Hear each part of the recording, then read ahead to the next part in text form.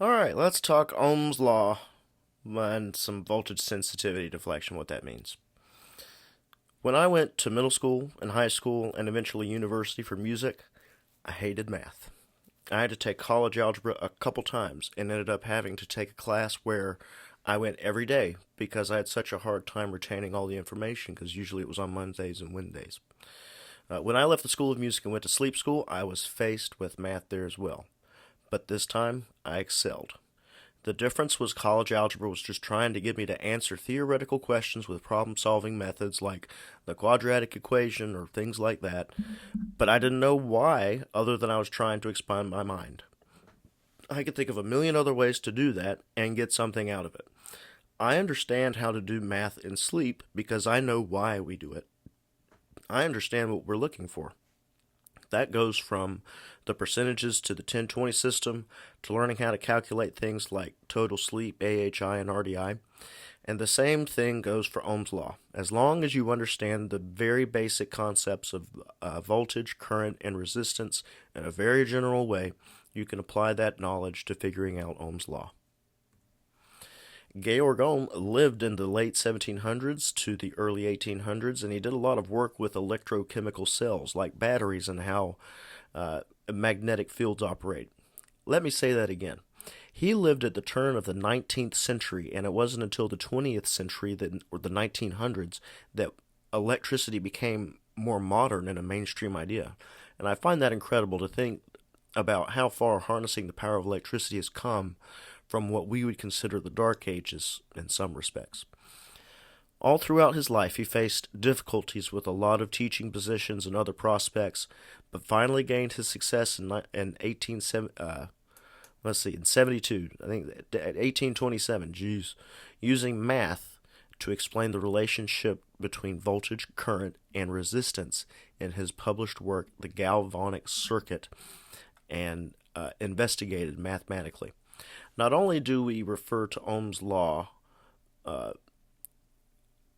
as Ohm's law, but we also to refer to a unit as resistance as an ohm, which is an apt dedication to a resilient natured human searching for truth. I will also say, to me personally, math can be scary and intimidating, but at the same time, if you can figure out to do the math to do something, you can do anything. I like to talk about the moon missions in the 70s. Everything the space capsule did from launch to navigating to the moon, to landing on the moon and re-entering into Earth's atmosphere was explained first theoretically by math. Before they could prove it in space, it was all just something we think we can do. Similar to the nuclear fusion reactor, it is theoretically possible to get a virtually unlimited amount of clean energy if we can get the proper containment and perpetual process to occur. But we haven't done it yet. You're already familiar with the three components of Ohm's law, but put them together into a formula. We shall abbreviate them to V or E as voltage, I for current, and R for impedance. To find the voltage, the current and resistance are multiplied together. How to remember a formula like that? Well, at the top of your notebook, make the triangle and put E over IR or V over IR and write it 10 times. Every time you turn to a new sheet, write the triangle up there. That's one way to memorize formulas or figures. I did the same thing with things like filter settings and frequencies with tables on my notebooks. When I went in and took the exam, they give you some sort of paper or a whiteboard to put the computations or write things out. And I would just put everything I memorized right there when I sat down so I wouldn't have to think about it and recall it. I could just refer to it. If you remember in high school math and division, you should remember that you can manipulate equations around to make both sides equal in order to solve for a variable. The formula for voltage is pretty easy. Voltage equals current multiplied by resistance. On the other hand, we have to work a little magic to find the current and resistance. But I'll be right there with you as we do it together. For current, we start with the primary formula, V equals I times R. We want to find current, or I, so we isolate it on one side by dividing it both sides by R. the resistance, and we get V divided by R equals I times R divided by R. Since R divided by R equals 0, well, no, it doesn't, it equals 1, we can cancel those out, which further simplifies the equation as V divided by R equals I, or voltage divided by resistance equals current. The same process as used to figure out resistance. We divide both sides by I to separate R. The I's cancel out, and we're left with the formula derivative resistance equals formula divided by current. If you don't feel like canceling the variables out like that, you can just move it from one side to the other. Just remember, voltage is always the numerator, or the number on top of the division. For concepts like electricity, it's always good to repeat these things over and over so you just remember them. That's how I learned them. In fact, I started knowing about electrical things as a kid, but I didn't understand how any of it worked until I was older, and then some of it kind of made sense. So with that in mind, voltage is the electromotive force or push that causes electrons to jump through the circuit. We measure this force in volts and commonly symbolize it with the letter V or E. In sleep, the other fields, we frequently refer to voltage as amplitude. If we relate this to a water hose, this would be the amount of water coming out at one instant. Current is the flow of electrons in a completed circuit, specifically over time. They are measured in amps or milliamps for most applications. In formulas, it is represented by the letter I. To complement the water analogy, the rate at which water flows is comparable to current. Water flow is measured by the volume multiplied by time, so gallons of water over a certain amount of time. Gallons being voltage or amplitude, time being current, so the amount of voltage over a specific time being current. The third element of the formula is impedance, or the natural or synthetic opposition to the flow of current. There are virtually an infinite amount of impedance sources when considering electrical circuits in our world today. For instance, if I had a water hose that was about an inch in diameter, meaning water came out as fast as it could through that inch hole. An inch diameter is about what a normal garden hose has. If I was fighting a fire, a lot of water could not be able to pass through that to drench the fire. That is one opposing force against the water flow. If the hose is too thin, it will take longer for the water to flow. Same thing with electricity. If you have a very thin wire, it won't be able to support much current, and it can even get really hot. If you forced enough water through a hose, the hose could start to leak from all the pressure and might bust.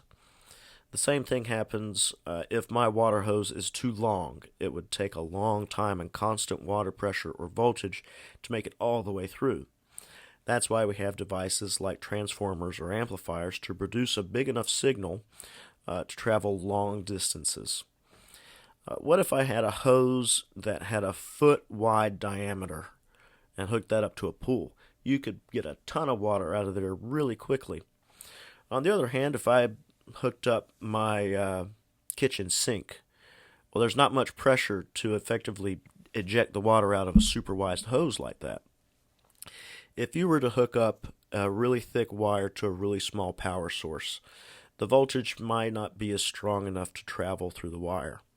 All these instances are some form or another of electrical impedance. Not to mention the material of the wire that the wires are made out of, and the electrical interference in the environment. We measure these impedances in AC power and resistance for DC power. We talked a little bit about scientific notation in an earlier presentation, and when we talk about electricity and working out equations, we may be dealing with really big numbers or really small numbers. And referring to those numbers, it can be easier to fathom or actually get a grip on the amount to use prefixes like micro, milli, kilo, or mega. So let's explain this with a computer. The simplest piece of data a computer can process is one digit, or a bit, a 1 or a 0. Computers operate with binary code, meaning they turn everything into a 1 and a 0, and all the electrical components inside computers take zillions of these 1s and 0s and do calculations to achieve whatever we're trying to do. Look at cat videos. When we put 8 bits of data together, we call that a byte. A byte is an 8-digit set of binary code that a computer reads at one time. With those 8 digits, we can make any number up to 255 by adding a 1 or a 0 to each placeholder. In its simplest form, let's see. This binary code, I would consider these the places, the placeholders. You can put a 1 or a 0 in there. In its simplest form, the placeholders from right to left increase by an exponent, starting with 2 to the power of 0 equals 1.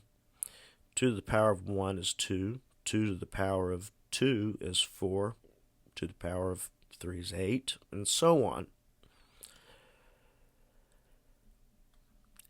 Every time there's a 1 in the placeholder, that number is added.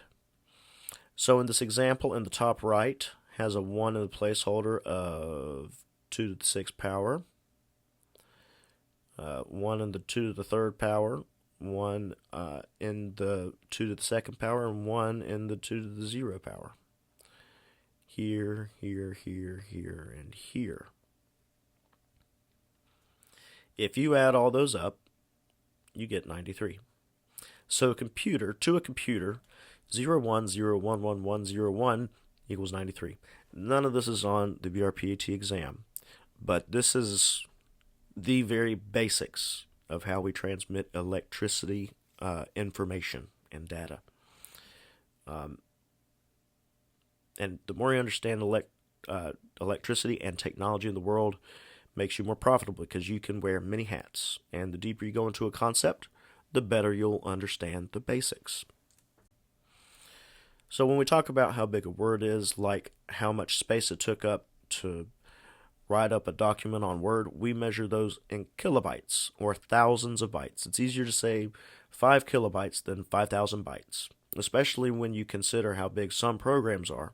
Let's take a sleep study, for instance. With the data and the video and audio recording, they could take anywhere up to 1 to 5 gigabytes of data. That means in every study there are at least 1 billion to 5 billion bytes, or billions of 8-digit sets of 1s and 0s.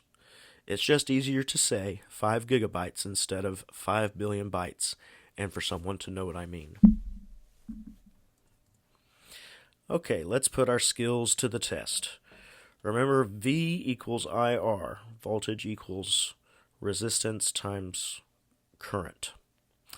That's the original formula. If we start with a voltage of 5 volts and the impedance is 500 ohms, what will the current be? First, we manipulate V equals IR into I equals V over R, and then plug in the numbers for the variables, which leaves 5 volts equals 500 ohms times I. If we divide each side by I and simplify, we get I equals 5 volts divided by 500 ohms. 5 divided by 500 equals 0.01 amps, or if we convert the units, 10 milliamps. How did we get to 10 milliamps from 10 amps? If you move the decimal place 3 places to the right, that gives us 10, and the thousandths unit down from amps is milliamps.